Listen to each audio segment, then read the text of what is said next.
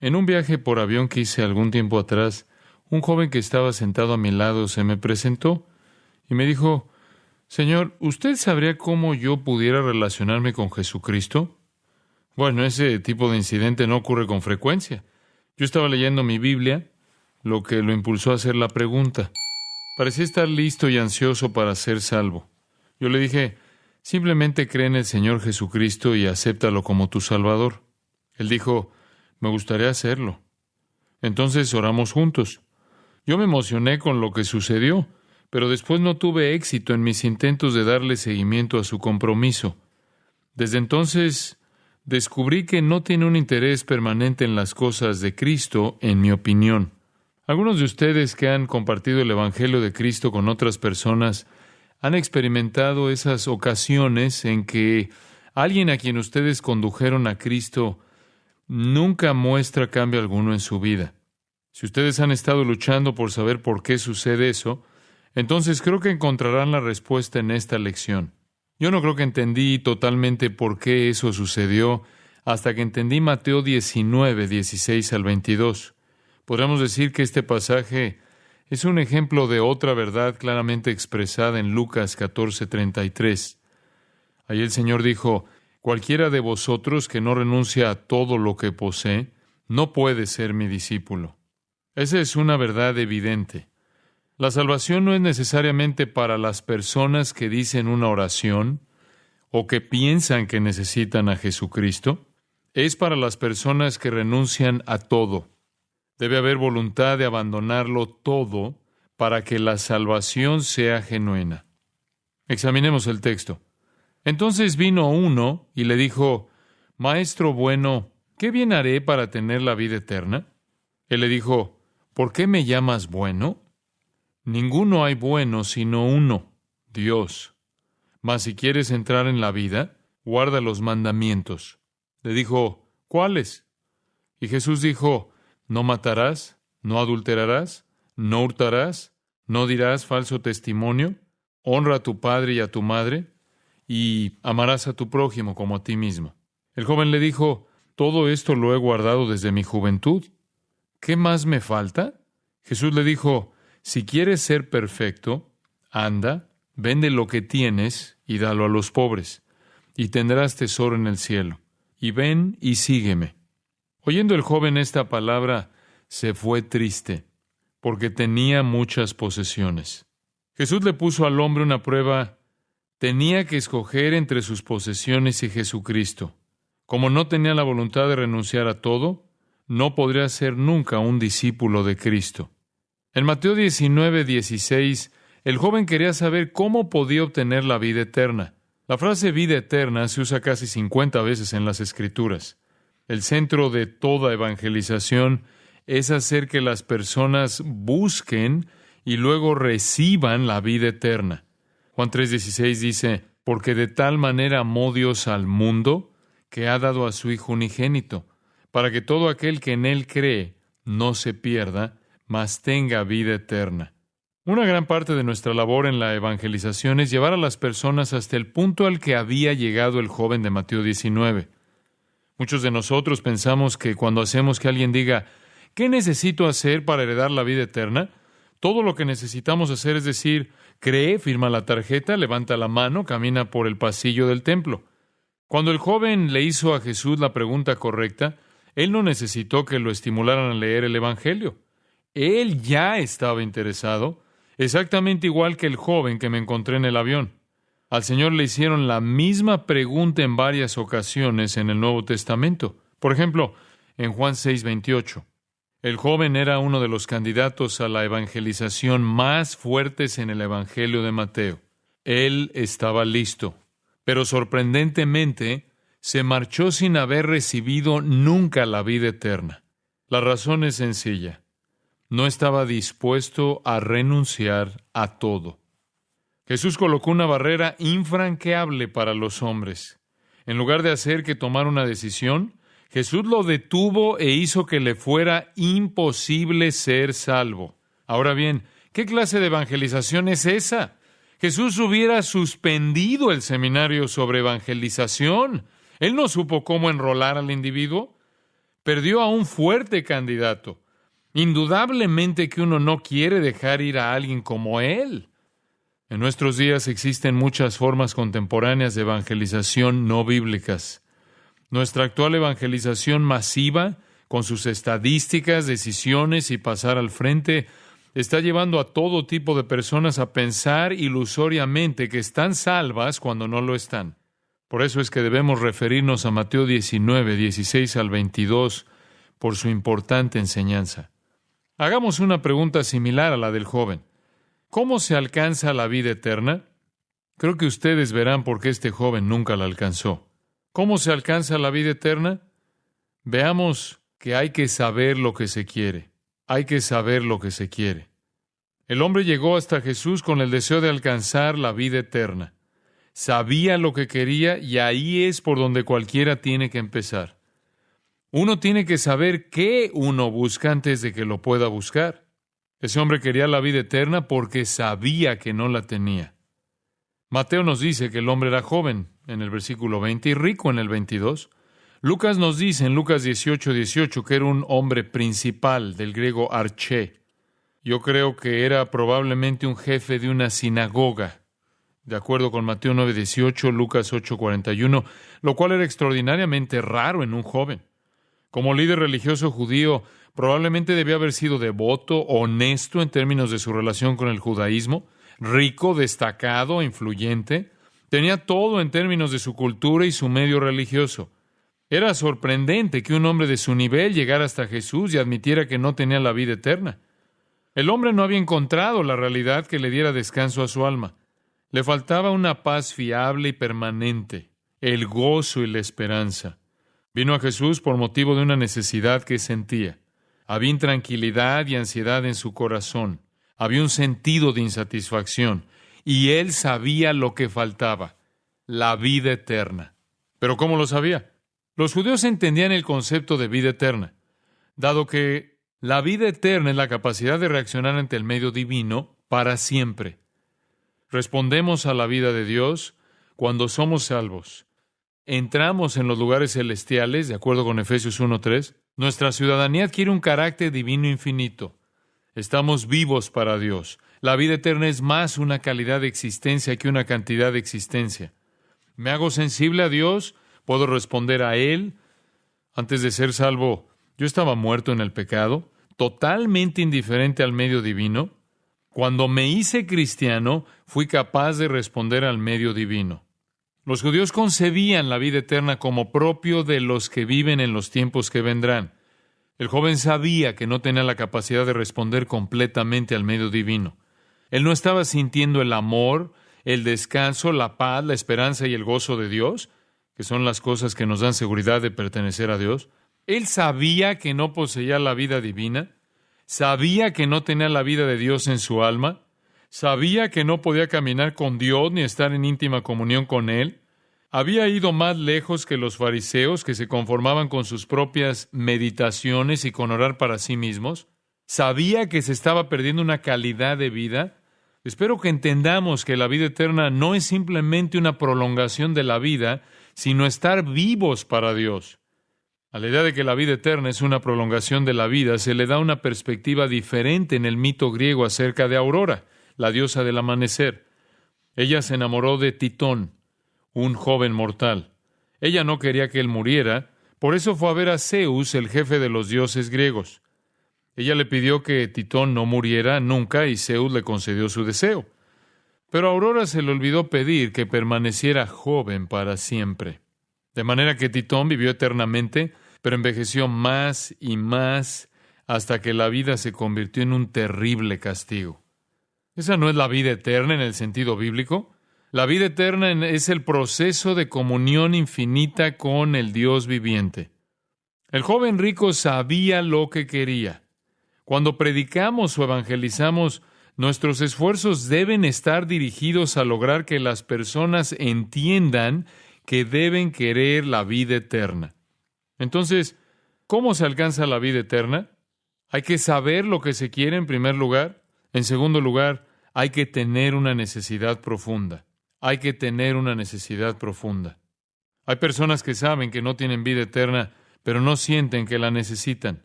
Saben que no están vivos para Dios y no les importa estarlo. Saben que no sienten la dimensión divina ni tienen seguridad en la vida venidera, pero realmente no están interesados. No están lo bastante desesperados como para querer lo que no tienen. El joven sí lo estaba.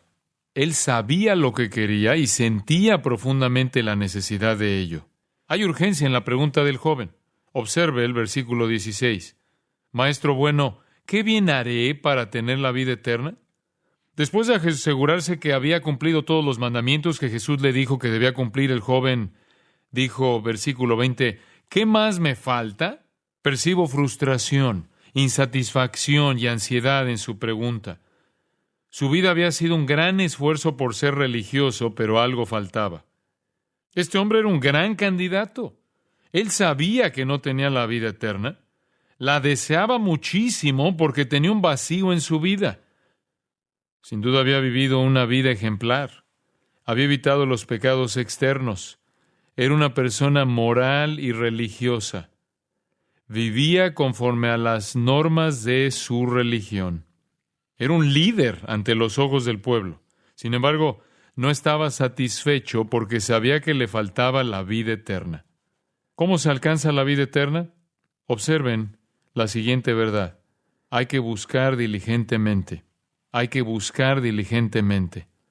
Jesús esperó a que el hombre viniera a él. ¿Cómo podemos saber que el joven era un buscador diligente? Todo lo que el versículo 16 dice es que vino uno. Pero el pasaje paralelo en Marcos 10:17 dice que vino uno corriendo. Había urgencia en su forma de acercarse. Había frustración en su corazón. Era un hombre religioso con integridad. Creo que quería la paz y el gozo que da el conocimiento de Dios. Esos elementos no estaban dentro de él. Hay algo con relación a este hombre que debe señalarse, y es que era egocéntrico. Vino hasta Jesús para satisfacer la necesidad de su corazón. El motivo no es malo, sino incompleto. Marcos 10:17 señala que el Señor iba caminando y sin duda se había reunido una multitud alrededor de él. El joven corrió para meterse en la multitud. Si en realidad era un joven principal de la sinagoga, seguramente lo conocían, pero no lo avergonzaba confesar públicamente su falta de vida eterna. Esa habría sido una confesión extraordinaria de una persona de su talla. Marcos agrega que el hombre se arrodilló ante Jesús. Esa era una posición de humildad. Era un hombre de gran integridad, serio, motivado y ansioso. Quería la vida eterna tanto y la buscaba tan diligentemente que no le importaba perder prestigio ante todas las personas que ya pensaban que él era un gigante espiritual. Ahora ustedes pensarán que esa fue una gran oportunidad para que él fuera salvo. Estaba listo para la salvación. Sería maravilloso hacer que alguien como él fuera salvo. Después de todo, necesitamos cristianos ricos e influyentes. Parecía ser un convertido infalible. ¿Cómo se alcanza la vida eterna? Vemos algo más aquí. Hay que ir a la fuente correcta. Hay que ir a la fuente correcta. Hay muchas personas que buscan la vida eterna, pero buscan en el lugar equivocado. Satanás tiene religiones falsas por toda la tierra para que la gente busque lo que no deben. Sin embargo, este hombre fue a la fuente correcta. En 1 de Juan 5:11 dice, y este es el testimonio que Dios nos ha dado vida eterna. Y esta vida está en su Hijo. El versículo 20 dice que Jesucristo es el verdadero Dios y la vida eterna. Jesús no es simplemente la fuente de la vida eterna, Él es la vida eterna misma. El joven probablemente había oído hablar del poder de Jesús, sin duda había oído de su enseñanza porque le dijo maestro, el griego didaskale. Él reconoce a Jesús como un maestro de la verdad divina. También Marcos 10:17 y Lucas 18:18 señalan que él llamó a Jesús bueno. Hay dos palabras en griego que significan bueno. Kalos se refiere a lo que es bueno en la forma o bueno externamente. La palabra usada en Marcos y Lucas es agathos, que quiere decir bueno por dentro, bueno moralmente o bueno en esencia. Él reconoció a Jesús como una persona moralmente buena. Sabía que Jesús enseñaba la verdad divina y que quizá conocía el secreto de cómo obtener la vida eterna. Yo no creo que el hombre pensaba que Jesús era Dios. Ni siquiera creo que pensaba de él en particular como el Mesías, porque se refirió a él como un maestro moralmente bueno.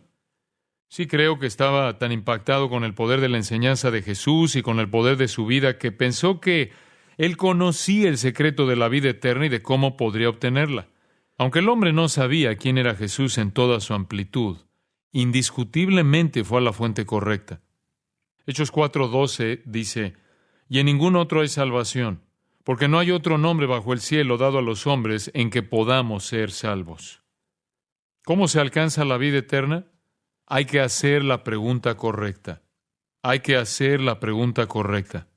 Muchas personas han desacreditado al hombre porque preguntó, ¿qué bien haré?, pensando que está haciendo una pregunta enfocada a obras a realizar. Por supuesto que su enfoque era funcional. Se había formado en el sistema de tradición fariseo. Había sido educado para pensar que uno hace cosas religiosas para ganar el favor divino. Pero de todas maneras, pienso que su pregunta fue justa. No hay nada en el texto que indique que estaba haciendo énfasis en una obra en particular. La verdad es que si hay que hacer algo para ganar la vida eterna, hay que creer en Cristo. La voluntad tiene que estar implicada. Tiene que haber una respuesta. Él no dijo, ¿cómo puedo ser más religioso? ¿Cómo puedo ser más moral? ¿O cómo puedo ser más respetado? Sino que dijo, quiero la vida eterna. ¿Qué hago para alcanzarla? No era una pregunta para tratar de tenderle una trampa a Jesús. No estaba tratando de ofrecer sus pretensiones de superioridad moral como solución para alcanzar la vida eterna. Simplemente hizo una pregunta sincera.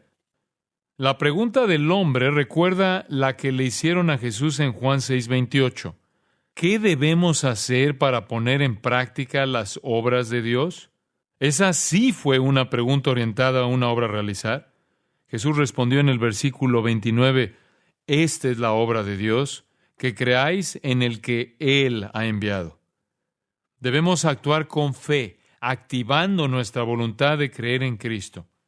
El hombre también preguntó, ¿qué bien haré?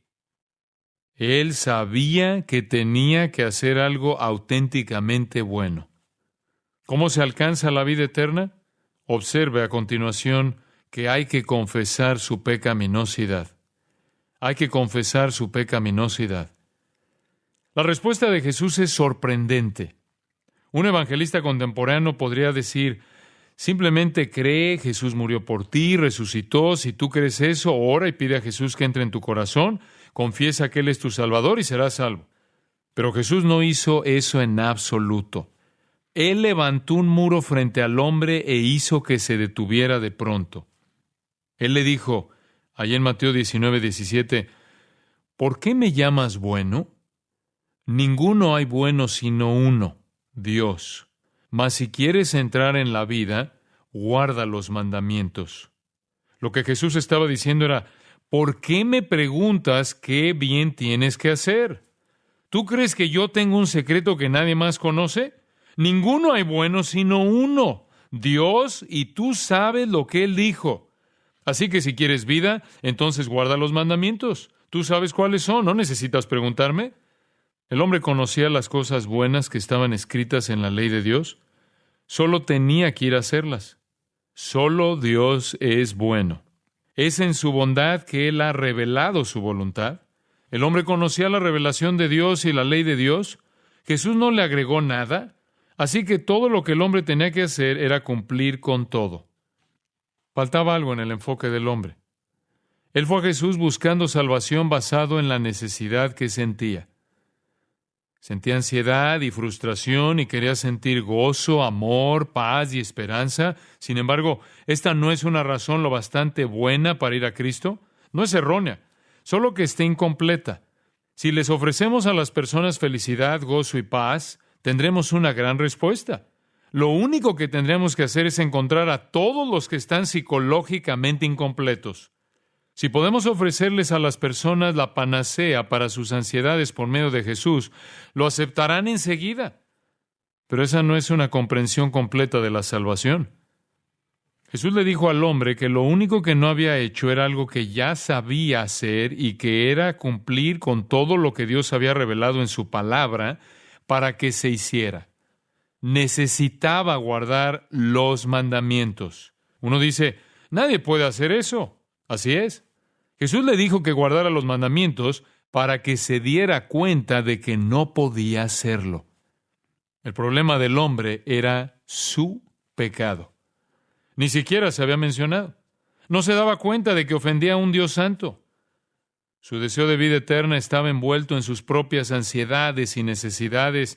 No tenía noción de la afrenta que había sido su vida a un Dios infinitamente santo. Esa comprensión es necesaria para entender la verdad de la salvación. El bien que Jesús le dijo al hombre que tenía que hacer era cumplir la ley de Dios. No había nada que Jesús pudiera agregar. Dios es bueno y ha revelado su buena voluntad, que es su ley y que debe ser cumplida. ¿Podrían ustedes ser salvos si los cumplieran? Sí, pero no los pueden cumplir.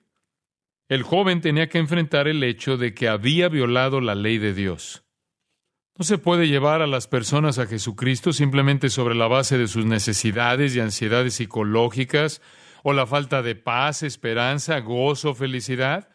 Deben entender que la salvación es para las personas que quieren rechazar las cosas de esta vida y acudir a Dios.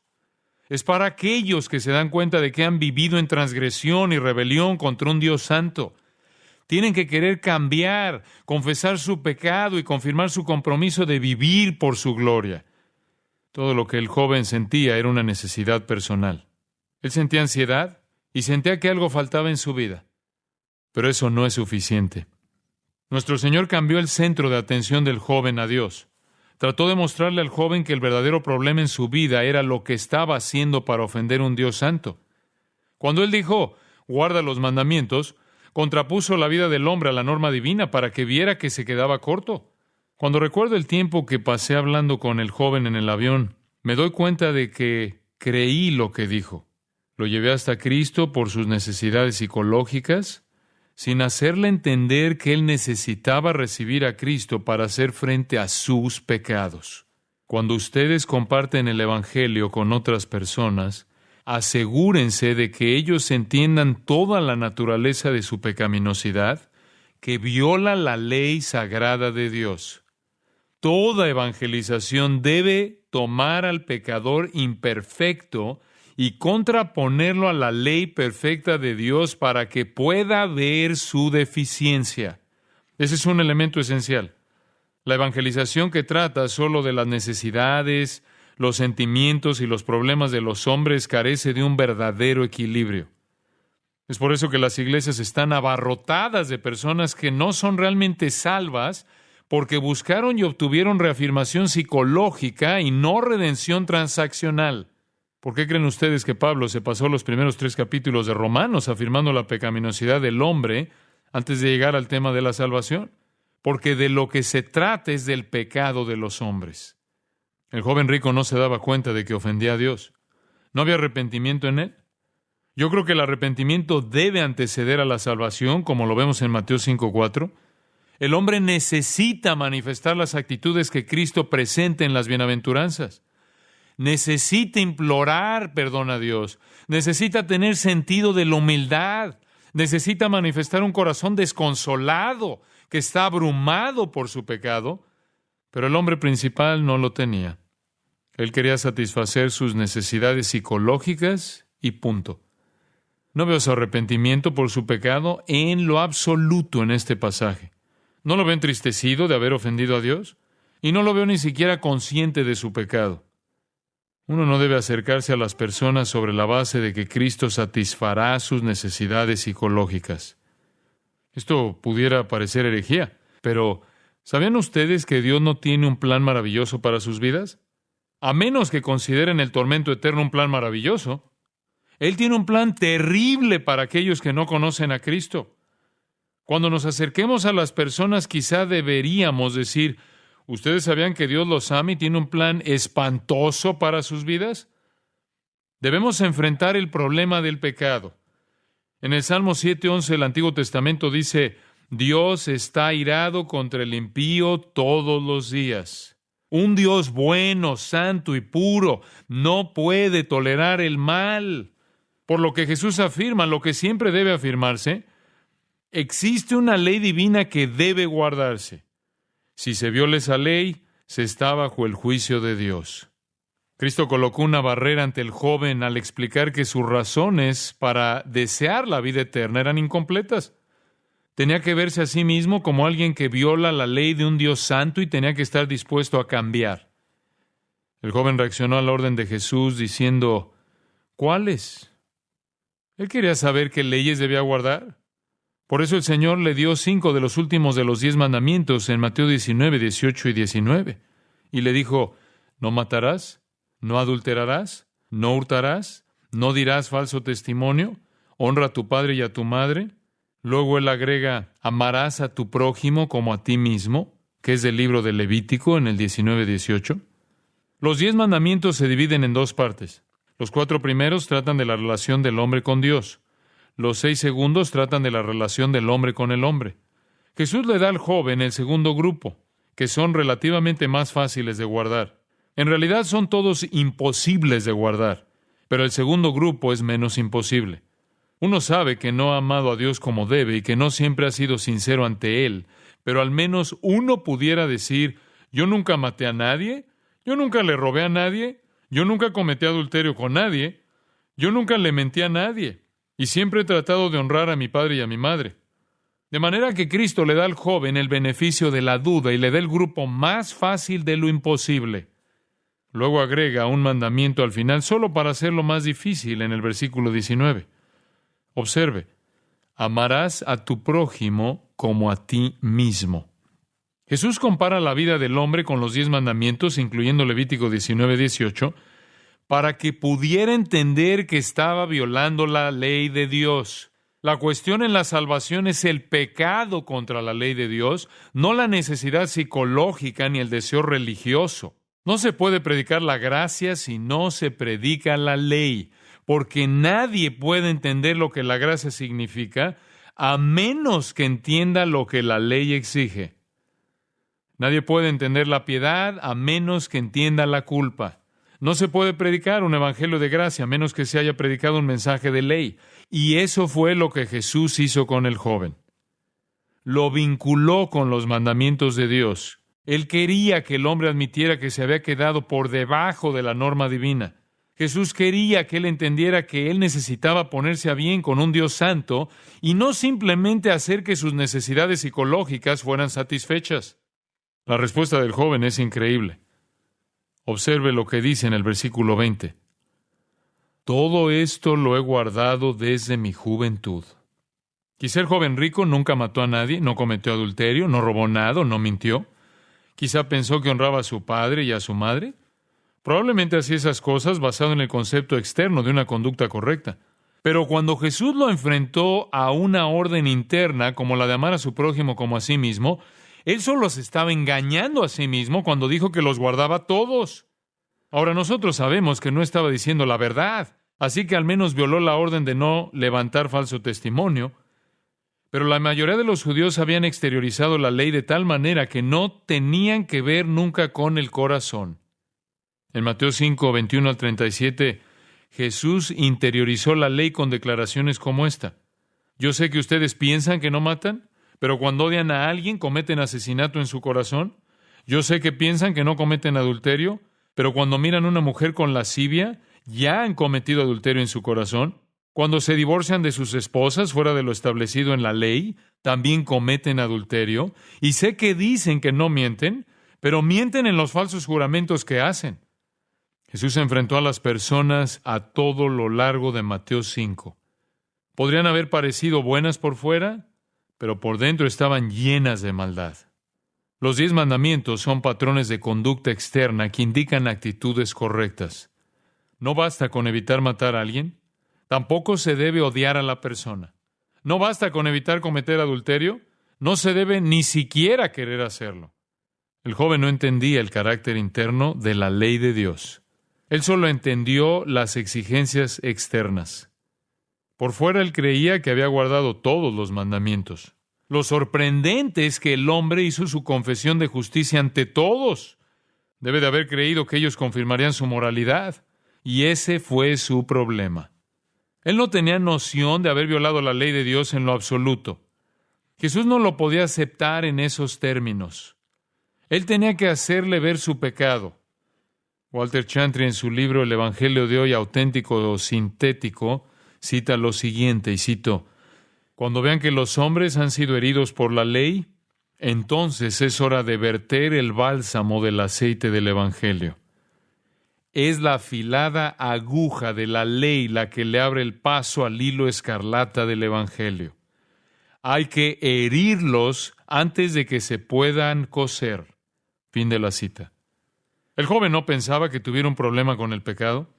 Con esa actitud no podía ser salvo. No entendía el significado de salvación. ¿Que un pecador va a Dios y le pide perdón? Si no se cree que sea pecado, no se puede ser salvo.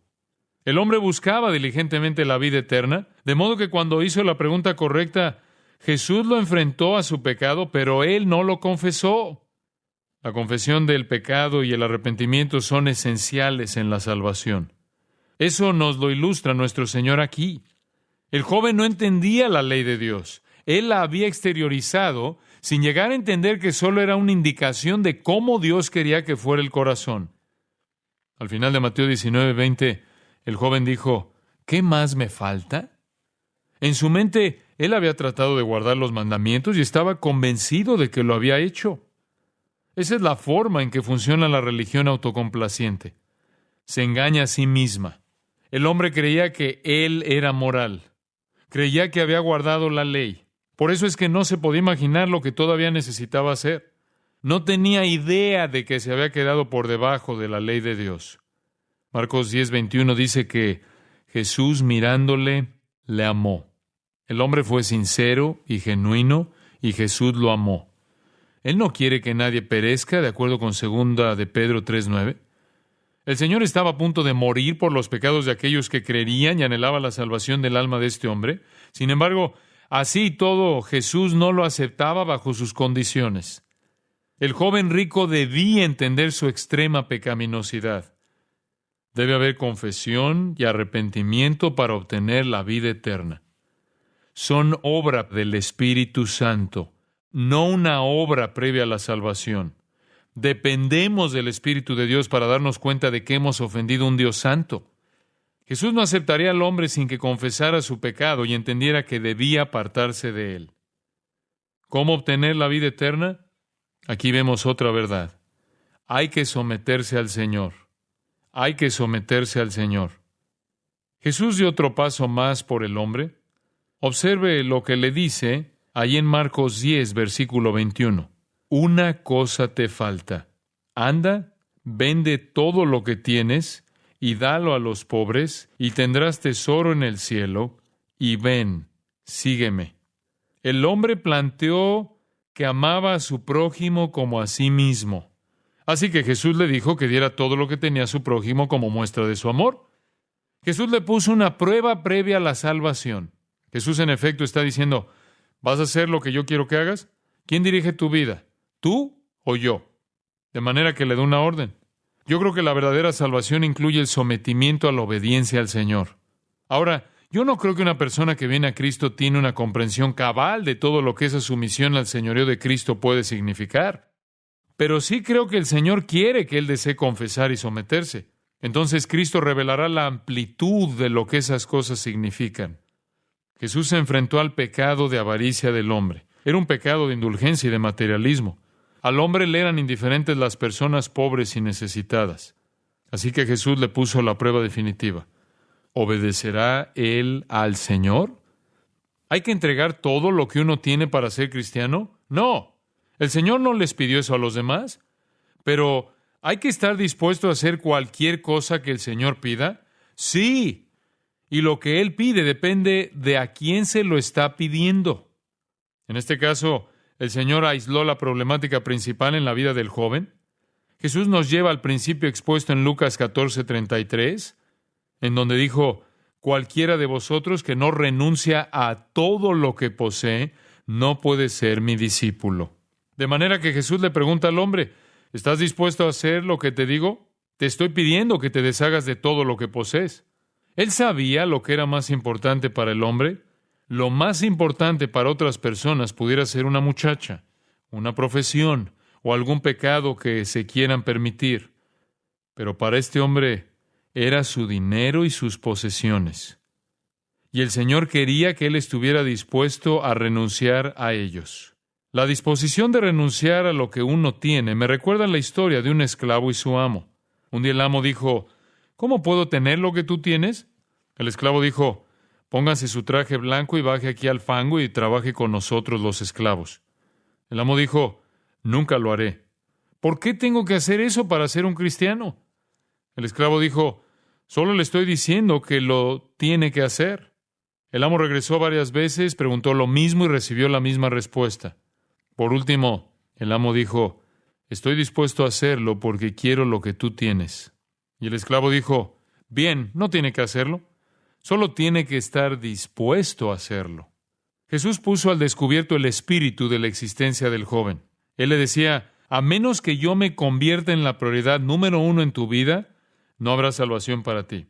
La salvación exige dos cosas. Reconocer que se ha ofendido a Dios y abandonar las prioridades actuales y seguir los mandatos de Cristo, aun cuando nos cueste lo que nos es más querido. La salvación es el compromiso de abandonar el pecado y seguir a Cristo a cualquier precio. Si no estamos dispuestos a ser salvos bajo esos términos, Jesús no nos aceptará. La fe que no salva ofrece a los hombres cierto alivio psicológico de su ansiedad, pero no exige que se aparten del pecado y que reconozcan el señorío de Cristo. En Mateo 13, 44 al 46 hay dos parábolas. La parábola del tesoro escondido y la parábola de la perla de gran precio. Considero que ambas se refieren a la salvación que se ofrece en el reino. Un hombre vendió todo lo que tenía para comprar el campo para obtener el tesoro. El otro vendió todo lo que tenía para comprar la perla. Lo que ellos querían costaba todo lo que tenían. Venir a Jesucristo significa que uno lo acepta como el Señor supremo de nuestra vida. Él se convierte en la primera prioridad. No creo que las personas entiendan toda la implicación del señorío de Cristo cuando son inicialmente salvos, pero sí pienso que la salvación incluye un compromiso con su señorío. Por eso Romanos 10:9 dice que si confesares con tu boca que Jesús es el Señor y creyeres en tu corazón que Dios le levantó de los muertos, serás salvo. La salvación tiene un precio. Cuesta todo lo que uno posee. Al hombre se le puso una prueba porque se aferraba a todo lo que poseía. ¿Cuál fue su reacción? Mateo 19:22 lo dice. Oyendo el joven esta palabra, se fue triste, porque tenía muchas posesiones. ¿Por qué se fue? Sus posesiones eran más importantes para él que Cristo. No podía recibir la salvación bajo esos términos. ¿Por qué Mateo señala que el hombre se fue triste? Había honestidad en su corazón. Realmente sí quería la vida eterna, solo que no estaba dispuesto a pagar el precio. Hay un ejemplo de las Escrituras de un hombre que tuvo la reacción contraria. Lucas 19, 1 al 6 lo presenta. Allí en Lucas 19, 1 dice, habiendo entrado Jesús en Jericó, iba pasando por la ciudad. Y sucedió que un varón llamado Zaqueo, que era jefe de los publicanos y rico, procuraba ver quién era Jesús, pero no podía a causa de la multitud, pues era pequeño de estatura. Y corriendo delante, subió a un árbol sicómoro para verle, porque había de pasar por allí. Cuando Jesús llegó a aquel lugar, mirando hacia arriba, le vio y le dijo, Zaqueo, date prisa, desciende, porque hoy es necesario que pose yo en tu casa. Entonces él descendió a prisa y le recibió gozoso. ¿Por qué? También era un buscador. Los publicanos usualmente no pierden su dignidad subiendo a los árboles para ver pasar un desfile, pero él lo hizo porque era un verdadero buscador. Los versículos 7 y 8 relatan lo que sucedió como resultado de la visita de Cristo. Al ver esto, todos murmuraban, diciendo que había entrado a posar con un hombre pecador. Entonces Zaqueo, puesto en pie, dijo al Señor: He aquí, Señor, la mitad de mis bienes doy a los pobres, y si en algo he defraudado a alguno, se lo devuelvo cuadruplicado. Sabía que había estado obrando mal todo el tiempo y que debía rectificar su vida. Se dio cuenta de que tenía que devolver el 400% de todo lo que había extorsionado a los pobres. Indudablemente que esto es el opuesto de la actitud del joven rico. Jesús dijo en el versículo 9, Hoy ha venido la salvación a esta casa, por cuanto él también es hijo de Abraham. Zaqueo se convirtió en un judío verdadero. ¿Por qué recibió la salvación? Porque solo podía pensar en cuán pecador era él. Quería devolver todo lo que había tomado injustamente, más la mitad de todo lo que tenía. Por tanto, Jesús dijo en el versículo 10, porque el Hijo del Hombre vino a buscar y a salvar lo que se había perdido. La historia del joven en Mateo 19 es triste. Él no estaba dispuesto a hacer el compromiso que hizo Zaqueo. El Señor le mostró que era un pecador al compararlo con la ley de Dios, pero él se negó a ver su pecado. El Señor le dio una orden y le pidió que lo siguiera, pero no hizo ninguna de las dos cosas. No podía recibir la salvación porque no estaba dispuesto a apartarse de su pecado y a afirmar el señorío de Jesucristo en su vida. Repito lo que dice Mateo en el 19:22. Se fue triste porque tenía muchas posesiones. Vino en busca de la vida eterna y se fue sin ella.